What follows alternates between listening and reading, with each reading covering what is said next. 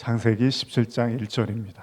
오늘 완전하라라는 제목으로 말씀을 나누겠습니다. 우리 다 찾으셨으면 우리 같이 창세기 17장 1절 말씀을 우리 함께 읽겠습니다.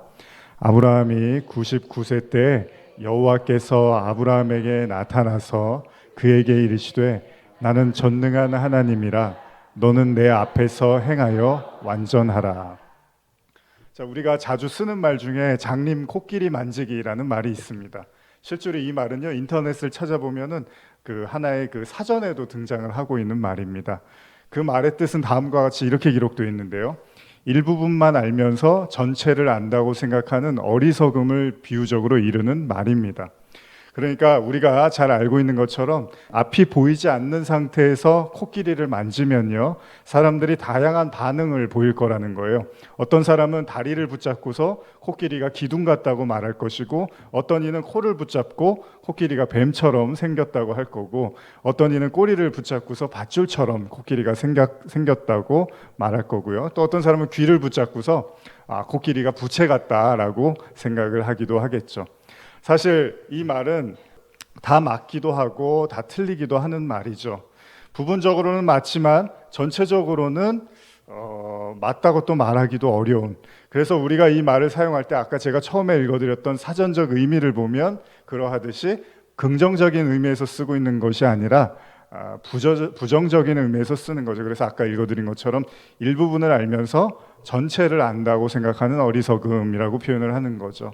사전에서 말하듯이 이 말은 일부분의 지식을 가지고서 전체를 안다고 생각하면은 안 된다는 그런 내용을 갖고 있습니다. 자, 오늘 본문, 제가 왜 이 말씀을 드리냐면요, 오늘 본문을 보면 하나님께서 아브라함에게 99세에 나타나시고 불현듯 이렇게 말씀을 하십니다.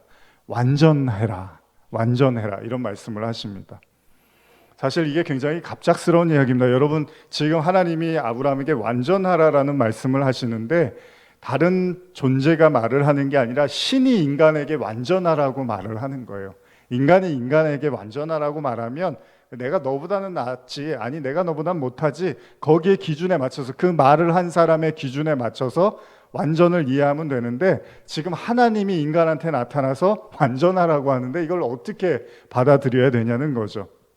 우리가 지난주일에도 말씀을 나눴지만은 완전하다라는 뜻은 흠이 없다라는 의미와 가깝습니다. 그러니까 지금 하나님께서 아브라함이라는 인간에게 흠이 없어라라고 말씀을 하시는 거죠.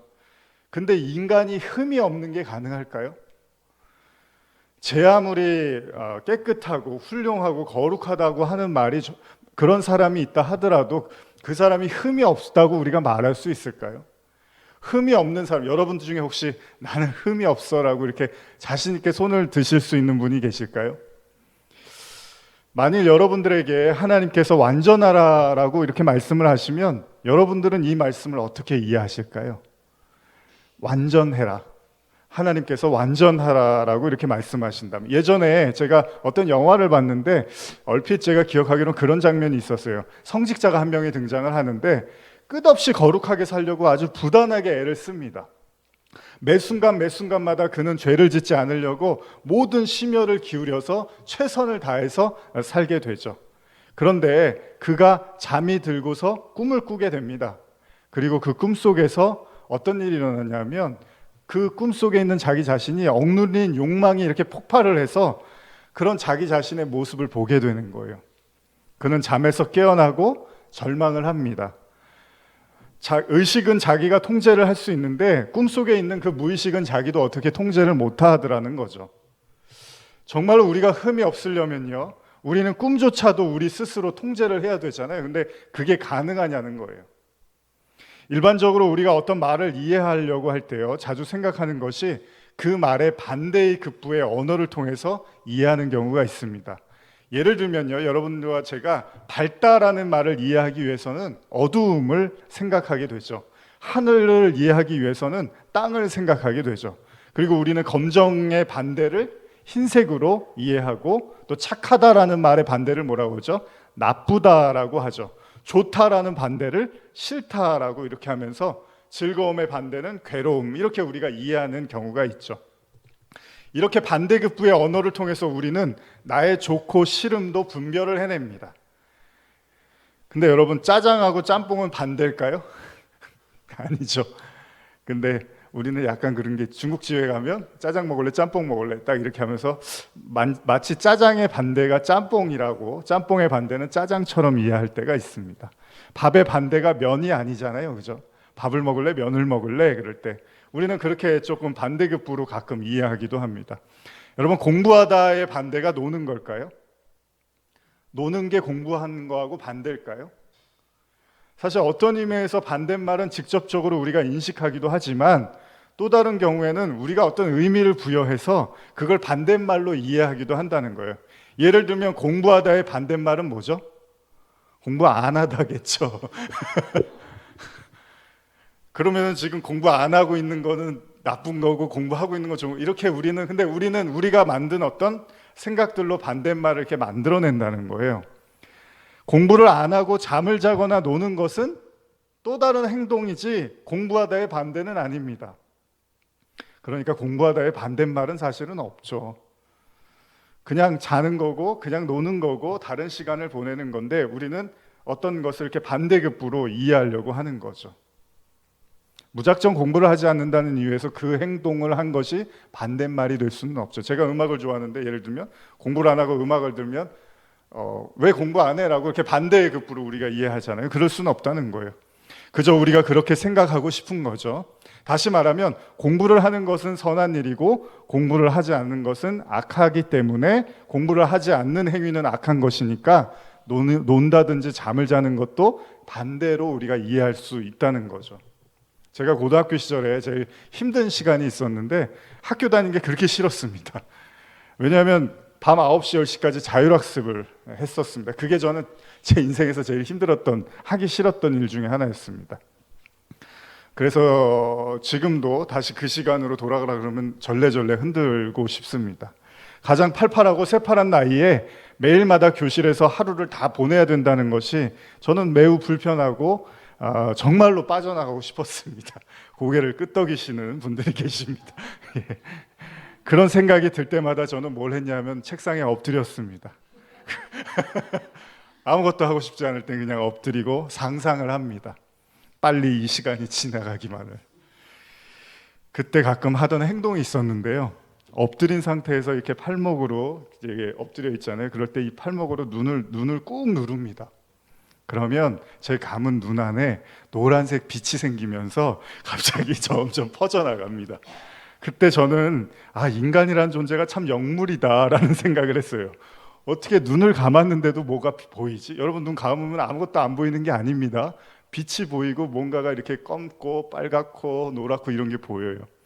눈을 감으면 아무것도 보이지 않아야 되는데 우리는 감은 눈 안에서도 다양한 형태의 빛을 감지를 합니다. 그래서 저는 이게 마음인가? 우리 마음을 눈으로 보고 있는 건가? 이런 생각도 해보았습니다. 그렇게 감은 눈 안으로 빛이 퍼져나가면 어느 순간에 오색찬란한 불꽃쇼가 펼쳐집니다. 잠시나마 저는 그 지겨운 시간을 초월할 수 있는 것 같은 기분이 들었습니다. 아니, 어쩌면 신이 저에게 그 시간들에 연연하지 말라고 말씀하시는 것처럼 느껴지기도 했습니다. 노는 것이 공부의 반대말은 아닐 것입니다. 굳이 말한다면 노는 것도 또 다른 공부를 하고 있는지도 모르겠죠. 쉬는 것이 일하는 것의 반대말은 아닐 것입니다. 왜냐하면 쉬지 않으면 절대 일할 수 없기 때문입니다. 어쩌면 우리가 어떤 말을 일방적으로 한쪽만을 강조하면서 이해하는 것도 세상이 우리에게 강요한 말들에 익숙해져서 그런지도 모르겠습니다. 자, 그러면 오늘의 본문인 완전하라는 말은 어떻게 이해할까요? 하나님이 인간에게 완전하라고 말씀하시면 그건 무슨 의도를 가지고 말씀하신 걸까요? 금식하고 기도하고 말을 아끼고 성스럽고 거룩하게 행동해라? 그럼 우리가 거룩하고 성스럽게 행동하려면 어떻게 해야 되죠? 결국 우리는 우리가 알고 있는 반대급부의 말들을 떠올릴 겁니다. 그리고 그 반대로 행동하면 될 것이라고 생각할지도 모를 거예요. 그러니까 성스럽고 거룩하게 행동하기 위해서는 아주 그 경망스럽고 그런 어떤 거룩하지 못한 행동들을 금하는 것, 이렇게 이해를 하겠죠. 그런데 이스라엘 백성들이 우리가 알듯이 안식일을 지키기 위해서 너무나 경직됐던 그런 율법주의자들의 삶을 우리는 잘 알고 있습니다. 도대체 거룩하다라는 의미를 이해하려고 하려면 너무나 많은 어려움들이 우리에게는 있습니다. 만약에 아브라함이 이 완전하라는 말씀을 그런 식으로 이해했다면 결국 매 분마다 매 초마다 자기의 행동 거지에 대해서 무척 신경이 쓰였을 거예요. 여러분, 만약에 천국이 그런 곳이라면 가시고 싶으시겠습니까? 거룩해야 되는데 모든 순간마다 거룩해야 돼서 여러분들이 계속 그걸 신경 써야 돼요. 내가 말한 거, 내 행동한 거, 내가 저 사람한테 상처 준 거 아니야? 계속 천국에 있는 사람들이 겉으로는 되게 화려해 보이는데 집에 가서는 다 그냥 괴로워하고 있는 거예요. 오늘 내가 실수한 거 없나? 제가 옛날에 그랬어요. 전도사 생활 초창기에 설교를 하고 나서 인사가 뭔지 아세요? 혹시 제 설교 때문에 상처받으신 거 없으세요? 이러면서 가끔 그렇게 사람들한테 묻고 다녔을 때가 있습니다. 그럼 설교 못하죠, 그렇죠? 만약에 천국이 그런 곳이고 완전하라는 게 그런 의미라면, 그러면 아마 여기서 천국 가자고 하면은 별로 선뜻 나서고 싶은 분들이 많지 않으실 겁니다. 교회 다니기 시작하면서 한동안 매우 경건하게 살려고 저도 애를 썼습니다. 중학교 시절이었는데요. 고등학교 넘어가면서 학생 시절에 신앙이 조금씩 깊어지면서 뭔가 크리스찬이 달라져야 된다는 생각을 했습니다. 그때 제가 이제 그 학생회 이면도 하고 이러면서 이제 어깨에 힘이 더 들어갔죠. 그러면서 어떤 생각을 했냐면 학교에서 불필요한 말을 안 하고 다니거나 입을 닫고 다니거나, 이제 제일 많이 생각났던 게 그 집에 있는 음악 테이프 있잖아요. 음악을 되게 좋아했거든요. 그렇게 음악을 좋아했는데 그 음악 테이프를 이렇게 없는 용돈으로 사갖고 모아놨는데 그걸 이렇게 다 모아갖고 버렸어요, 쓰레기통에다가. 그리고 금식한다는 이유로 끼니를 굉장히 자주 걸렀습니다. 몸도 그때 말랐었는데 밥도 많이 걸렀어요. 근데 지금 생각해보면 그런 행동을 제가 열심히 했는지는 모르겠지만 제 마음은 오히려 오만하고 거만했던 것 같아요. 예전에도 여러분께 말씀을 드렸지만. 자, 우리는 어떻게 하면 거룩해질 수 있을까요? 몇 달 전부터 제가 시장에서 금붕어, 아이가 이제 요즘 아이들은 핸드폰 많이 보고 하잖아요. 그러니까 항상 TV나 미디어를 많이 접속하니까 그래도 좀 자연스러운 걸 좀 보라고 금붕어를 몇 마리 사다가 이제 집에다 키웠거든요. 빨간 녀석 4마리하고 검은 녀석 1마리에서 검은 녀석 1마리는 매일 저기 구석에 있고 4마리는 자기네들끼리 놀고 있어요. 처음에는 오래 키울 수 있을까? 왜냐하면 제가 뭘 키우면 매일 이렇게 금방 죽더라고요. 그래서 그럴 수 있을까 했는데 지금 한 6개월 넘었는데 잘하고 있습니다. 그런데 제가 물고기를 보면은 가끔 이렇게 그러니까 화가 날 때가, 좀 샘이 날 때가 있어요. 심술이 날 때가 있습니다. 왜냐면 제가 어항 근처에만 달려가면 득달같이 몰려들어서 입을 뻐끔뻐끔뻐끔 하는데 그게 그렇게 꼴배기가 싫은 거예요. 키워보신 분들은 아시죠? 어느 정도는 이해하겠어요, 배고프니까. 근데 너무 심한 거예요. 저만 보면. 야, 나랑은 그거밖에는 생각이 안 나냐, 날 보면? 이런 생각 있잖아요. 밥을 적게 주지도 않거든요. 근데 왜 나만 보면 이렇게 밥 생각이 나나, 이런 생각을 하면서 가끔은 물고기들한테 섭섭한 거예요. 그러면서 어떤 생각을 하냐면 제가 속으로는 아무리 밥이 좋아도 조금 이렇게 안 그런 척, 먹고는 싶지만 그냥 이렇게 제 앞에 왔다가 좀 먹고 싶지만 안 그런 척 다시 돌아갔다가 이렇게 맴돌아야지, 너무 뻐끔뻐끔 되니까 좀 절제를 했으면 좋겠는데 제가 우습지 않습니까? 제가 물고기한테 사람 흉내를 내라고 하는 거죠. 제가 물고기한테 지금 맹자가 말한 사양지심이나 수호지심을 바라고 있는 거죠. 그렇다면 하나님도 우리에게 완전하라고 말씀하시는 의미가 뭘까요? 인간이 할 수 있는 어떤 한계 지점을 넘어서서 신의 영역까지 지금 올라오라고 말씀을 하시는 걸까요? 아무리 경건해 보이고 거룩해 보이는 사람도요, 여러분, 만약에 화장실이 급한데 그 사람이 화장실에 들어가야 돼요. 거룩하고 경건한 사람이. 근데 안 나와요, 안에서. 그러면 그 사람이 그 평정심을 유지할 수 있고 그 거룩함을 유지할 수 있을까요? 우리가 잘 쓰는 말 중에 똥줄이 탄다는 말이 있죠. 실제로 사전에도 등장을 합니다. 뭐라고 기록되어 있냐면, 사전에 보면 사람이 몹시 힘들거나 마음이 졸이다, 이런 말이 있고요. 백과사전에도 등장을 하는데, 어떤 일을 하는데 몹시 힘을 주어서 변이 굳어지고 까맣게 되었음을 의미한다. 그러니까 너무나 마음이 타다 보니까 변이 까매지는 거를 똥줄이 탄다. 혹시 요즘 그러신 분들 계십니까? 다시 말하면 제 아무리 거룩을 지키려고 해도 인간의 육신에는 한계가 있다는 겁니다. 욥에 대한 이야기에서도 환경이 욥을 절망으로 몰아갔지 환경의 문제만 없었으면 욥은 굳이 하나님을 향해서 번뇌할 필요도 없고 원망할 이유도 없다는 겁니다. 그러니까 거룩하다라는 것은 흠이 없는 완전한 삶이라는 것도 사실은 환경과 여건과 상황이 맞아 떨어져야지 가능하다라는 거예요. 제 아무리 거룩한 사람이라고 해도 환경이 그 사람을 거룩하지 않게 만들 수 있다는 겁니다.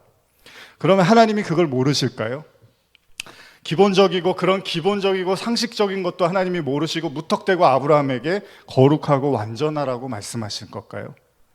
아니면 완전하지는 않아도 한번 할 수 있는 대로 최선을 다해서 한번 완전한 근처까지라도 와봐.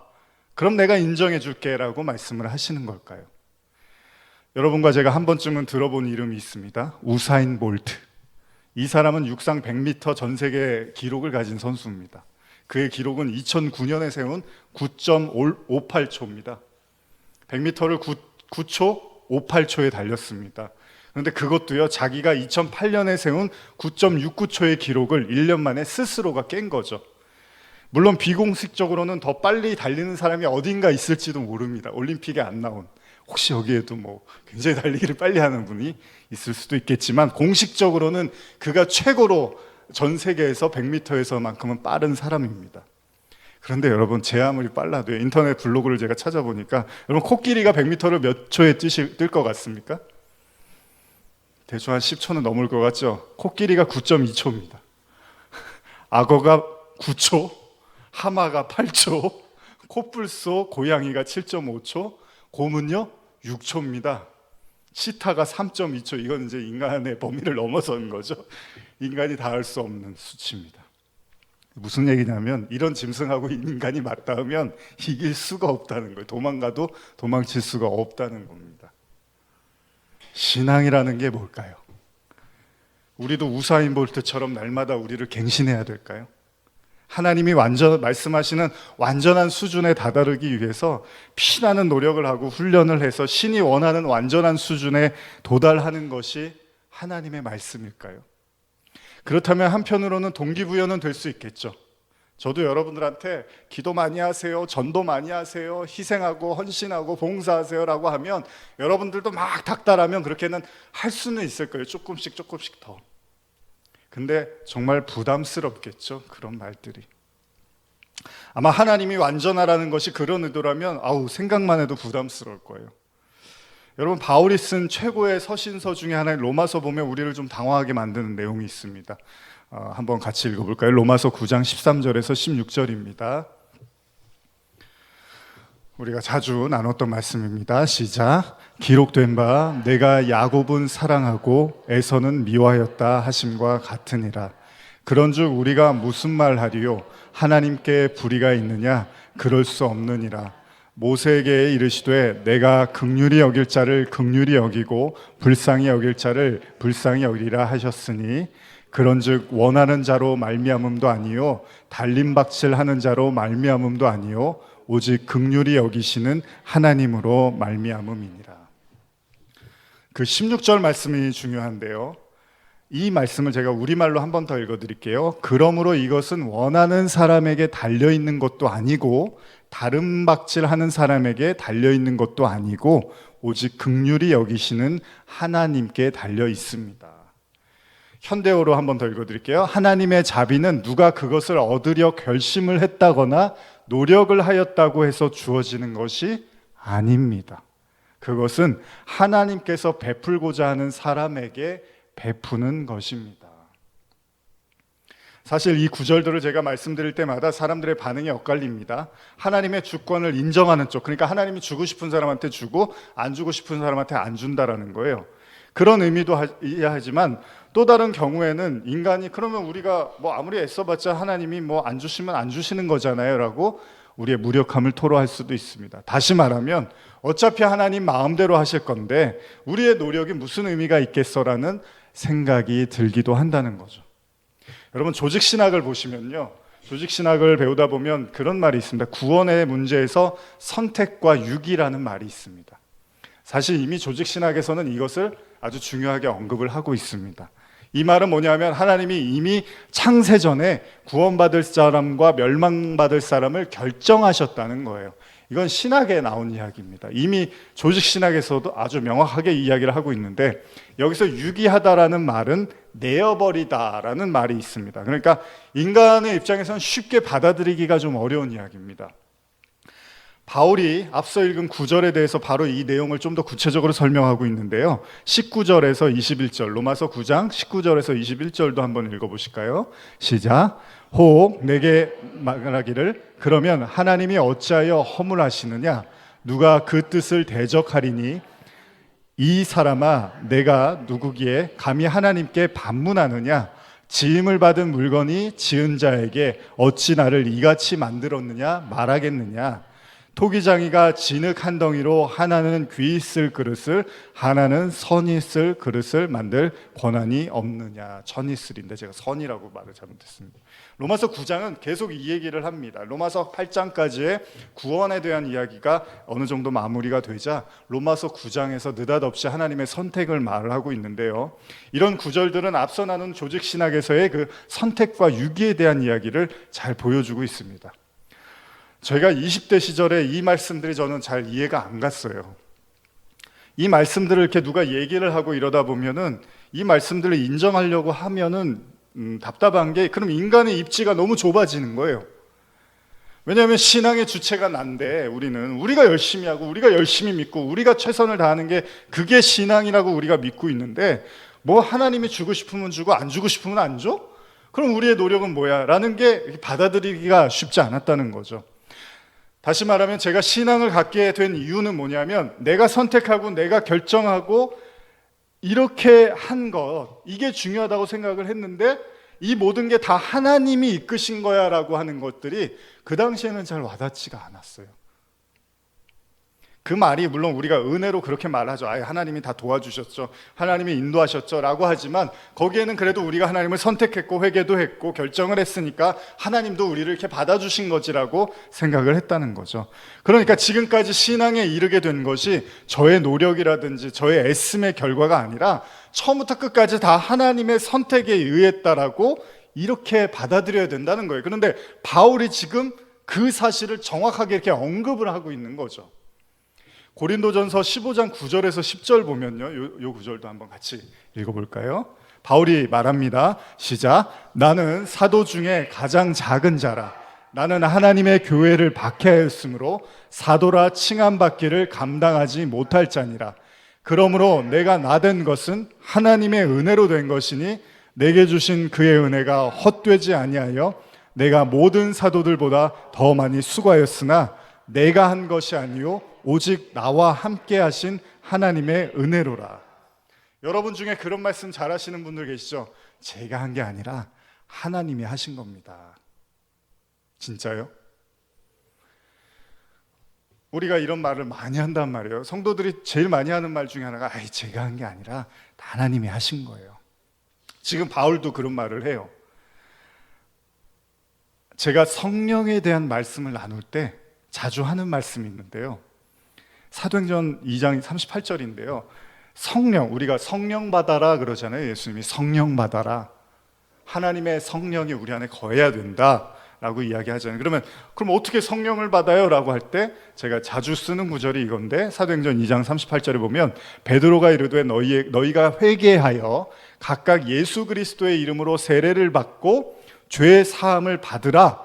그러하면 성령의 선물을 받으리니, 이렇게 기록이 되어 있어요. 그러니까 성령을 받으려면 세례를 받고 회개를 하고 죄 사함을 받고 성령을 선물로 받는다고 이렇게 기록이 되어 있어요. 이게 제가 이제 자주 하는 이야기인데, 그런데 여러분 바울의 경우는 좀 다릅니다. 왜냐하면 바울은요 회개하고 성령 받은 게 아니에요. 바울은 하나님의 교회를 박해하던 중에 하나님의 빛을 목격하게 됩니다. 그러니까 바울은요 은혜를 구하거나 용서를 구하거나 성령을 구했던 자가 아닙니다.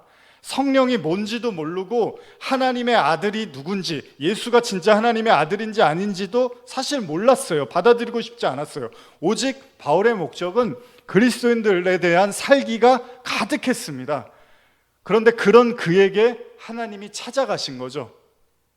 만일 하나님이 그를 찾아가지 않았다면 아마도 그는 대단한 교회의 박해자로 이름을 날렸을 거예요. 그게 바울이잖아요. 자, 여러분들한테 여쭤보고 싶은 거예요. 이 부분을 우리가 어떻게 이해해야 될까요?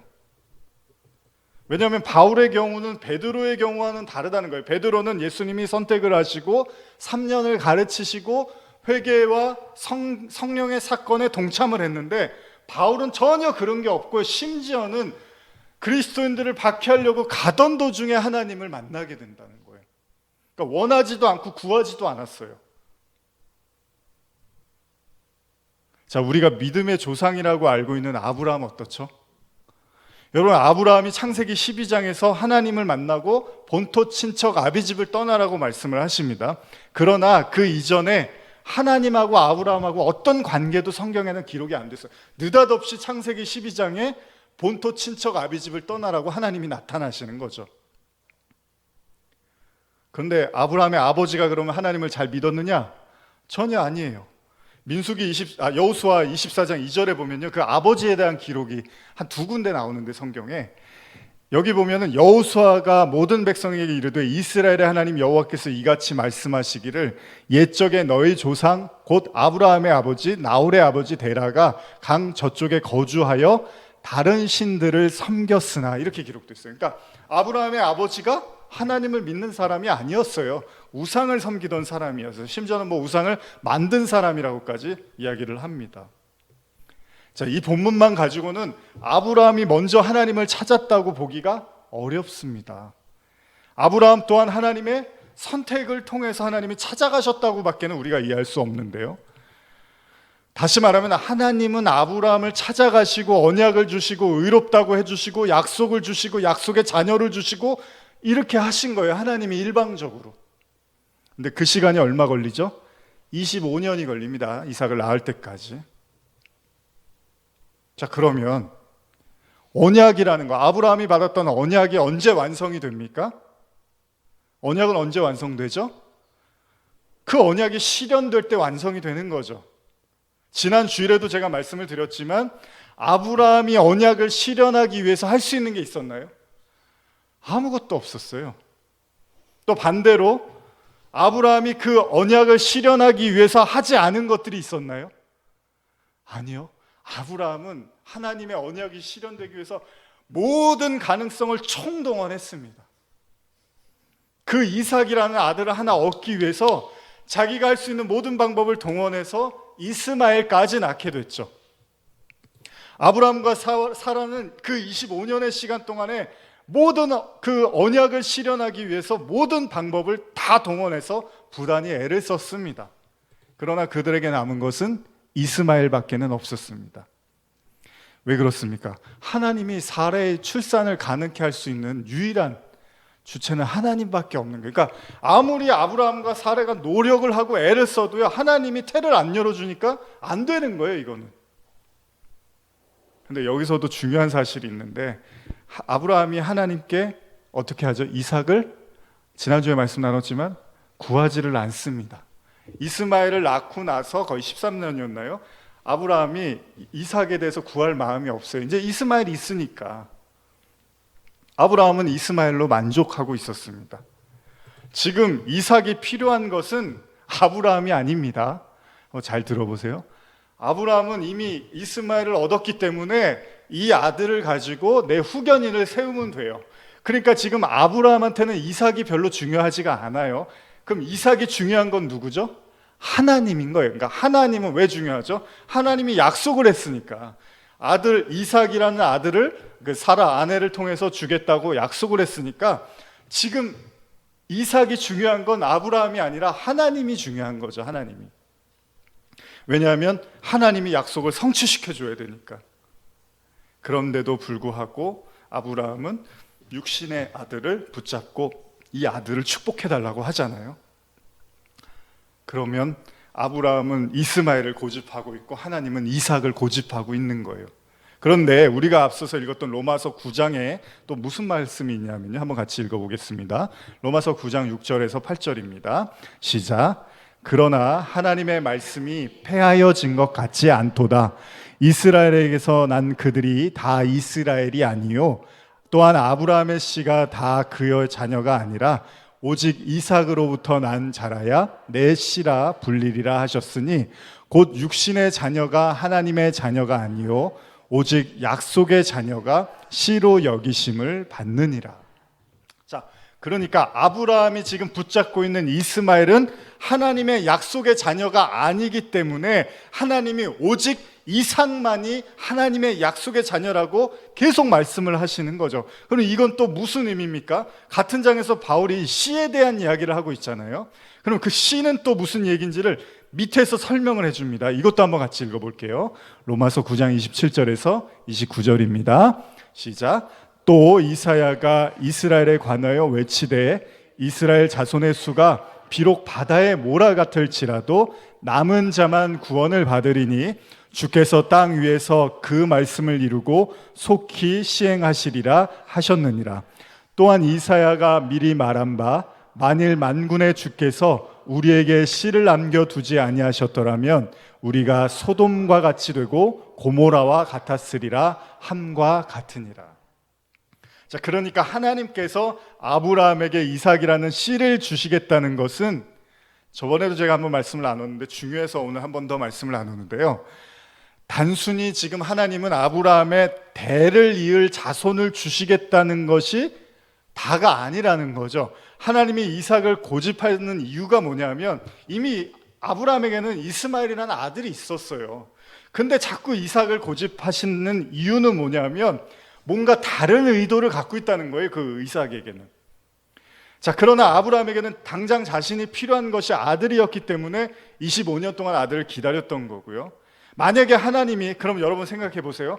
하나님이 아들을 주시는 것이 목적이었다면 굳이 그렇게 긴 시간을 기다리게 하실 필요가 있겠냐는 거예요. 뭐하러 25년 동안 아들 주시겠다고 말만 계속하시고 25년이 지나서야 이삭을 주시냐는 거예요. 그럼 하나님은 주시고 싶었던 게 뭐죠? 지금 하나님이 아브라함에게 주시고 싶은 건 뭐냐면 지금 로마서에 기록된 것처럼 씨를 이야기하시는데 이 씨가 어떤 씨냐 하면 소돔과 고모라에 하나님의 씨가 없으면 다 멸망하잖아요. 그러면 아브라함에게 하나님이 주시는 그 씨는 아들, 대를 이을 단순한 그 육체적인 아들의 씨를 얘기하는 게 아니라 하나님의 어떤 씨를 이야기하고 있다는 겁니다. 자, 그러면 이 씨를, 이게 어떤, 이 씨가 중요한데 이 씨를 하나님께서 허락하지 않으면 세상이 심판받을 수밖에 없는 그런 씨래요, 이게. 다시 말하면 하나님으로부터 온 그 씨앗, 그걸 우리가 다른 말로 뭐라고 하죠? 믿음이라고도 하고 의라고도 하는데 이제 이건 나중에 제가 설명드리고, 그 씨를 소유하지 않은 자는 심판의 대상이 될 수밖에 없다는 거. 반대로 말하면 하나님이 택하신, 선택하신 사람들은 반드시 하나님이 씨를 주시고 그 씨를 통해서 믿음을 완성시키게 하신다는 거잖아요. 근데 아브라함은 이 사실을 몰랐습니다. 여러분 잘 생각해 보세요. 아브라함이 하나님이 이삭이라는 씨를 주겠다고 말씀하시는데 그리고 나서 이제 할례를 말씀하세요. 그 다음에 등장하는 게 소돔과 고모라 심판이거든요. 여기서 아브라함이 하나님과 논쟁을 벌이죠. 왜 소돔과 고모라를 심판하십니까? 그들 중에 의인이 있을 거라고 하나님을 설득을 해요. 계속. 쉽게 말하면 아브라함은 아직 하나님이 왜 심판하시고 하나님이 왜 구원하시는지에 대한 개념이 전혀 잡혀있지가 않았습니다. 그러다 보니까 그 이삭이라는 씨가 아브라함에게는 중요한지를 모르는 거예요. 왜 중요한지를 모르는 거예요. 그건 지금 누구만 중요한 거예요? 하나님만 중요해요. 왜 그런 줄 아십니까, 여러분? 심판은 우리가 하는 게 아니라 하나님이 하시기 때문이에요. 그게 뭐냐면 하나님은 하나님이 준 사람만 구원하시겠다는 거예요. 그런데 인간은 그걸 모르잖아요. 그러다 보니까 인간은 왜 심판하세요? 그 씨가 있든 없든 아브라함에겐 그게 중요한 게 아니에요. 내가 이스마엘이 있으니까 이 아들 가지고 복 받아서 잘 살면 구원 아니겠습니까? 라고 하는데 하나님은 아직 아브라함에게 너는 아직 구원이 뭔지를 모르고 있구나라고 말씀을 하신다는 겁니다. 그러니까 여러분과 제가 이 말씀을 잘 생각해 보셔야 될 게, 자, 하늘에서 하나님이 예를 들면 우리를 쳐다보시는데 하나님은 누굴 구원하세요? 하나님이 씨를 준 사람만 구원하신다는 거예요. 우리가 만든 이스마엘이라는 씨를 갖고 있으면 그건 소돔과 고모라의 심판의 대상이라는 겁니다. 왜요? 하나님이 심판자니까 하나님이 준 사람만 하나님이 데려간다라는 거예요. 그게 로마서 9장의 말씀입니다. 그런데 아브라함이 한 번도 그 씨가 뭔지를 25년이 지나도 깨닫지를 못하다 보니까 이스마엘이면 되잖아요 라고 이렇게 이야기를 하는 거예요. 인간은 인간이기 때문에 인간의 관점에서 모든 걸 이해하려고 합니다. 신앙도 우리 수준에서 이해를 하려고 해요. 그래서 여러분, 스스로의 행동을 제약하고 자제하고 경건하게 살려고 우리는 굉장히 애를 씁니다. 어쩔 수 없습니다. 이게 우리가 보고 배운 전부이기 때문이죠. 바로 당시의 유대인들이 그러하던 것처럼 그들 자신들의 행동 양식에 집착하고 그것으로 거룩해지려고 부단히 애를 썼습니다. 심지어 나중에 신약으로 넘어오면서 어떤 일이 일어나냐 하면 예수님을 믿어도 유대인의 기본인 할례는 지켜야 된다고 생각을 했던 거예요. 그거 가지고 바울이 막 뭐라고 하죠. 그게 무슨 믿음이냐? 믿음을 가졌으면 됐다고 했는데 그래도 유대인이니까 할례는 해야 된다고 하니까 바울이 막 화를 냈다는 거예요. 자, 보십시오. 로마서 9장의 30절 이하를 보면 뭐라고 말합니까? 이 이야기들을 쫙 정리해서 이제 말씀을 하고 있습니다. 우리 같이 읽어볼까요? 로마서 9장 30절에서 32절입니다. 시작. 그런즉 우리가 무슨 말 하리요? 의를 따르지 아니한 이방인들이 의를 얻었으니 곧 믿음에서 난 의요. 의의 법을 따라간 이스라엘은 율법에 이르지 못하였으니 어찌 그러하냐? 이는 그들이 믿음을 의지하지 않고 행위를 의지함이라. 부딪힐 돌에 부딪히느니라. 로마서 9장은 매우 어려운 내용을 담고 있습니다. 여러분들도 한번 잘 생각해 보셔야 될 내용인데요. 그래서 제가 현대어로 한 번 더 읽어드릴게요. 그러면 이런 일련의 일들을 통해 우리는 무엇을 알 수 있겠습니까? 다음과 같은 사실입니다. 이방인들은 하나님을 찾지 않았는데도 하나님께서는 그들에게 믿음으로 죄 없다는 선언을 받을 기회를 주셨습니다. 이게 바울의 예고, 아브라함의 이야기죠. 하나님을 찾지 않았는데 하나님이 그들을 믿음으로 죄 없다고 하셨어요. 자, 31절. 그런데 이스라엘은 하나님의 율법을 열심히 지켜서 하나님과 올바른 관계를 가지려고 노력했지만 그렇게 되지 못했습니다. 왜 그렇습니까? 믿음으로 매달리지 않고 단지 율법을 지키는 선량한 인간만 되면 다 구원을 얻으리라고 생각했기 때문입니다. 그들은 예수라는 큰 걸림돌에 걸려 넘어진 것입니다. 당시 이스라엘 백성이나 바울이나 어쩌면 하나님의 선택에 관련해서 같은 이야기를 하고 있는 것으로 비춰집니다. 무슨 말씀이냐면 제가 지금 선택에 대한 말씀을 드리고 있잖아요. 하나님이 예정하시고 선택하셨다. 그런데 유대인들은 그걸 안 믿었나요? 믿었어요. 하나님이 우리를 선택했다고. 근데 그 차이가 뭘까요, 그러면? 지금 로마서 9장에서 말씀하고 있는 하나님의 백성의 진짜 선택의 의미와 유대인들이 오랫동안 믿었던 선민의식과 무슨 차이가 있습니까? 그들이 더 확고하게 믿고 있거든요. 하나님이 우리를 선택했다고. 문제는 뭐냐 하면 이스라엘 백성들이 갖고 있었던 당시의 이스라엘 백성들의 선민의식은 절대 율법을 내려놓을 수 없는 선민의식이었다는 거예요. 그들이 생각하는 하나님의 선택의 절반은 바로 자신들의 행위였다는 겁니다. 하나님이 아브라함에게 이삭을 허락하신 이유는 뭐죠? 로마서 9장에 우리 야곱 에서 이야기 잘 아시죠? 한 번 더 읽어볼까요? 로마서 9장 11절입니다. 시작. 그 자식들이 아직 나지도 아니하고 무슨 선이나 악을 행하지 아니한 때 택하심을 따라 되는 하나님의 뜻이 행위로 말미암지 않고 오직 부르시는 이로 말미암아 서게 하려 하사. 제가 오늘 뭐에 대한 설교를 하고 있죠? 완전에 대한 설교를 하고 있죠.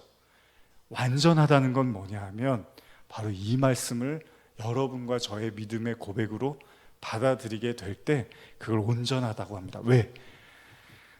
우리가 나지도 않고 무슨 선이나 악을 행하지 아니한 때에 하나님의 뜻이 행위로 말미암지 않고 오직 부르시는 이로 말미암아 서게 하려 하사. 이걸 온전하다, 이걸 100%의 하나님의 선물, 하나님의 믿음으로 받아들인 자들을 성경은 온전하다라고 하는 것이지, 율법에 의지해서 내 행동과 행위를 제약함으로써 하나님과의 관계를 올바르게 가져가려고 하는 것은 실패할 수밖에 없다라는 겁니다. 100세에 이삭을 낳은 아브라함이 깨달은 게 이거였습니다. 이삭이 자라서 청년이 될 무렵에 아브라함이 이삭을 데리고 제물로 바치죠. 인간의 이성으로는 절대 이해할 수 없는 일입니다. 아들을 하나님께 바친다는 건. 그러나 아브라함은 그렇지 않았습니다. 왜냐하면 그가 하나님께 이삭을 내어드릴 수 있었던 이유, 그게 뭐죠? 우리가 의도를 알면 쉬워지는 일들이 있습니다. 여러분과 제가 의도를 모르면 힘이 들어서 괴로울 수 있는데, 그 의도가 뭔지를 알게 됐을 땐 쉬워지는 일들이 있습니다. 자, 하나님이 아브라함에게 주시고자 했던 것이 무엇인지를 아브라함이 깨닫고 나서야 비로소 쉬워지는 게 있는데, 그게 뭐냐 하면 하나님이 이삭을 주려고 했던 게 아니라 하나님의 씨를 주려고 했다라는 그 믿음의 씨앗을 내가 받았다라는 믿음을 아브라함이 갖게 되자 하나님의 말씀이 쉬워지기 시작했다는 거예요. 신약으로 넘어오면서 신약에서 뭐라 그러죠? 성령이 인간의 내면에 거하신다고 말을 합니다. 근데 성령은 누구죠? 하나님이죠. 그러면 구약에서 하나님이 아브라함에게 이삭이라는 씨를 계속 주시겠다는 건 뭐죠? 하나님은 이삭이라는 하나님의 씨를 통해서 아브라함의 마음에 거하시려고 했다는 거죠. 하나님이 아브라함의 마음에 거하기 위해서 하나님이 이삭을 주시겠다고 계속 말씀을 하신 거라는 거예요. 그러면 하나님께서 말씀하신 완전함이라는 건 뭡니까? 죄가 없는 상태, 흠이 없는 상태, 거룩해야 되는 그런 상태인데, 그럼 하나님이 아브라함을 어떻게 완전하게 만드셨습니까? 요한일서 3장 9절에 보시면요, 이런 말씀이 있습니다. 하나님께로 난 자마다 죄를 짓지 아니하나니 이는 하나님의 씨가 그의 속에 거함이요 그도 범죄하지 못하는 것은 하나님께로부터 났습니다. 지금 요한일서에서 요한이 말하는 건 죄를 짓지 않는 사람은 어떤 사람이냐 하면, 하나님이 준 그 씨가 마음에 거하는 사람은 죄를 짓지 않는 사람이고 그 사람은 범죄를 하지 못한대요. 자, 성경이 기록합니다. 자, 그러면 하나님께 난주하는 죄를 짓지 않는데, 그럼 이것도 우리가 생각하는 그런 의미일까요? 흠이 없고 점이 없고 털어서 먼지 안 나는 사람? 하나님께로부터 난 자는 범죄할 수 없다. 그러니까 하나님의 씨를 소유한 자는 로마서 8장의 기록처럼 더 이상 정죄할 게 없대요. 왜냐하면 그들이 흠이 없는 자고 하나님이 인정해 주는 자래요. 그러니까 성경은 단순히 아브라함이 아들 이삭을 낳은 것을 이야기하는 것이 아니라 하나님이 아브라함을 믿음의 사람으로 어떻게 한 거죠? 다시 태어나게 만드는 과정이었다. 그러니까 이삭이 태어난 게 아니라 아브라함이 하나님으로부터 다시 태어나는 과정을 하나님은 계속 기다려서 아브라함을 믿음의 사람으로 태어나게 하신 거라는 거죠. 이걸 이삭으로 하나님이 계속 설명한 거예요. 근데 25년 동안 그걸 이해를 못하는 거예요. 아브라함의 관심은 뭡니까? 오로지 나의 대를 이을, 내 재산과 내 모든 그 업적과 노력을 받아서 그것을 잘 누리게 될 내 후손에 대한 생각만 계속하고 있었는데, 하나님은 그 씨는 멸망당할 씨래요. 그 이스마엘이 소돔과 고모라에 가득 찬들 단 한 사람도 구원받을 수 없대요. 하나님이 준 씨를 가진 자만 소돔과 고모라에서 나올 수 있대요. 그래서 하나님이 롯을 살려주는 게, 롯은 아브라함의 가족이었잖아요. 그래서 유일하게 롯만 꺼내주는 거지, 뭐 롯이 그 중에서 제일 착해서 꺼내준 게 아니라는 겁니다. 아브라함을 통해서 구원을 설명하는 거예요. 베드로전서 1장 23절에서 25절 한번 같이 읽어볼까요? 시작. 너희가 거듭난 것은 썩어진 씨로 된 것이 아니요 썩지 아니할 씨로 된 것이니 살아있고 항상 있는 하나님의 말씀으로 되었느니라. 그러므로 모든 육체는 풀과 같고 그 모든 영광은 풀의 꽃과 같으니 풀은 마르고 꽃은 떨어지되 오직 주의 말씀은 세세토록 있도다 하였으니 너희에게 전한 복음이 곧 이 말씀이니라. 제가 제일 좋아하는 말씀 중에 하나인데, 씨를 뭐라고 하죠? 지금 너희가 거듭난 것은 썩어질 씨가 아니라, 이스마엘 이야기합니다. 썩지 아니할 하나님으로부터 받은 그 씨만 항상 살아있는 하나님의 말씀으로 여러분 안에 존재한다는 거예요. 그렇게 될 때요, 여러분, 육체는 풀과 같으니까 시들고 또 모든 영광도 시들고 마르지만 말씀만 남아있다고 하는 거죠. 그러니까 여러분과 제 안에 그 씨가 있으면 우리가 뭘 배우게 되냐면, 모든 것은 마르고 사라지지만 이 말씀은 영원하다라는 걸 우리가 깨닫게 된다는 겁니다. 아브라함이 이삭을 바칠 수 있었던 건 이삭의 태어남, 즉 언약의 성취를 통해서 하나님의 목적은 보이는 것이 아니라 보이지 않는 것에 있는, 즉 하나님의 말씀, 구원에 이르게 하는 믿음이라는 것을 우리에게 말씀하시고자 했던 거죠. 그래서 그 믿음을 아브라함이 소유하니까요, 이제 육체에 불과한 이삭은 하나님께 바칠 수가 있는 거예요. 왜? 하나님이 주시고 싶었던 건 이삭이 아니라 그 아브라함 안에 있는 믿음이었다는 거죠. 그러나 이삭도 하나님이 그 믿음의 씨, 믿음의 자손들을 잇기 위해서 또다시 이삭도 하나님이 살려주시는 거죠. 여러분, 중요한 건 믿음이라는 하나님의 씨라는 것이 중요하다는 것입니다. 창세기 45장 4절 이하에 보면요, 여러분들이 잘 아시는 요셉 이야기가 있습니다. 제가 가끔 말씀을 드리는데 한번 잘 생각해 보세요. 이제 말씀을 마무리하려고 하는데, 요셉이 형들에게 팔려가고 얼마나 많은 고통과 아픔과 시련을 겪는지 모릅니다. 그런데도 불구하고 나중에 많은 시간이 지나고 요셉이 형들을 다시 만났을 때 뭐라고 하냐면 이런 말을 해요.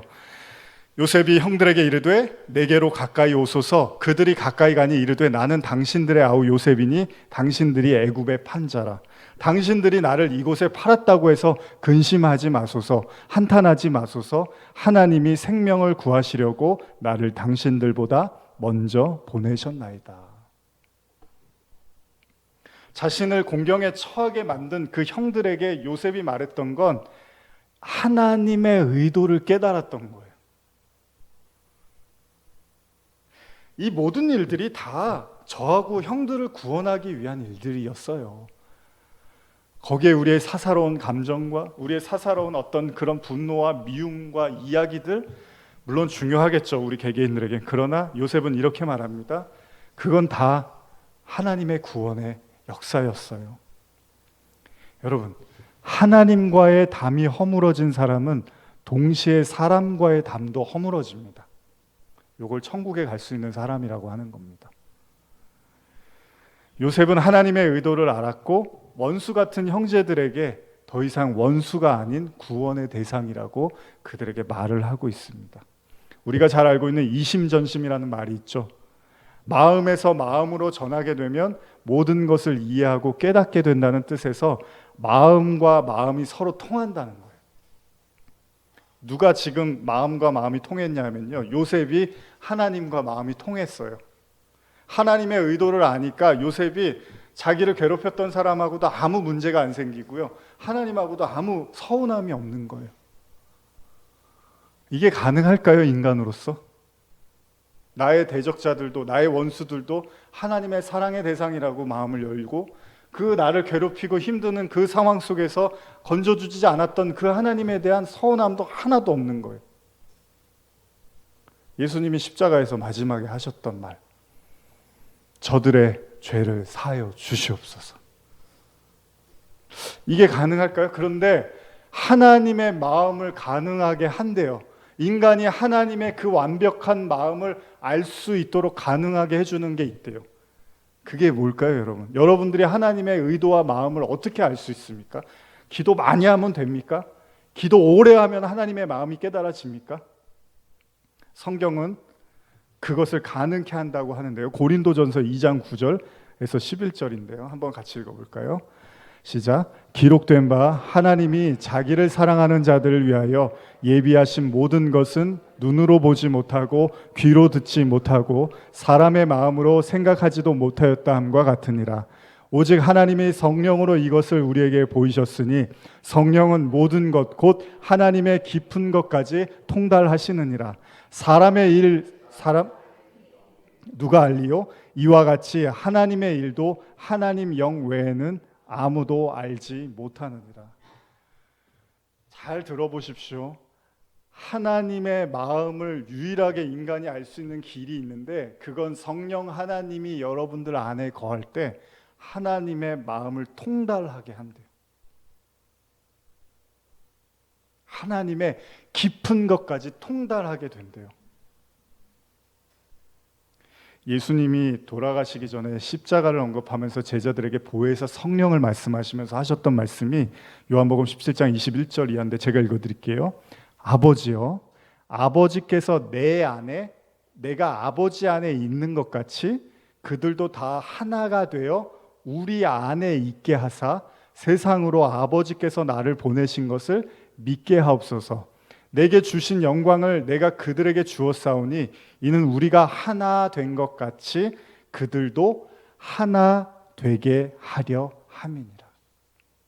하나님의 성령을 제자들에게 말씀하시면서 이제 너희에게 성령이 임할 거야 주님이 말씀하십니다. 자, 우리 안에 저와 여러분들 안에 하나님이 거하신대요. 예수님의 십자가의 증언이었습니다. 그러면서 뭐라 하냐면 이제 더 이상의 나가 아니라 우리라고 말씀을 하세요. 주님이 내 안에, 내가 주님 안에, 아버지가 내 안에, 내가 아버지 안에, 이런 말씀을 하시면서 갑자기 신과 주님과 그 모든 성령과 이런 것들을 하나로 말씀하시면 우리라고 말씀을 하세요. 이제 주님은 나가 아니라 우리로 여겨주시는 거죠. 이 상태를 온전하다라고 하는 거죠. 우리가 처음 등장한 창세기의 말씀이 있는데 그걸 읽고 한번 맞춰볼까요? 처음 우리라는 표현을 하나님이 쓰시는 그 성경에서의 기록입니다. 창세기 1장 26절인데요. 같이 한번 읽어보겠습니다. 시작. 하나님이 이르시되 우리의 형상을 따라 우리의 모양대로 우리가 사람을 만들고 그들로 바다의 물고기와 하늘의 새와 가축과 온 땅에 기는 모든 것을 다스리게 하라 하시고. 어떻게 우리가 완전해집니까? 완전한 하나님이 우리 안에 거하심으로써 우리가 온전해지는 겁니다. 이게 믿음이고 이게 신앙입니다. 기도하시겠습니다.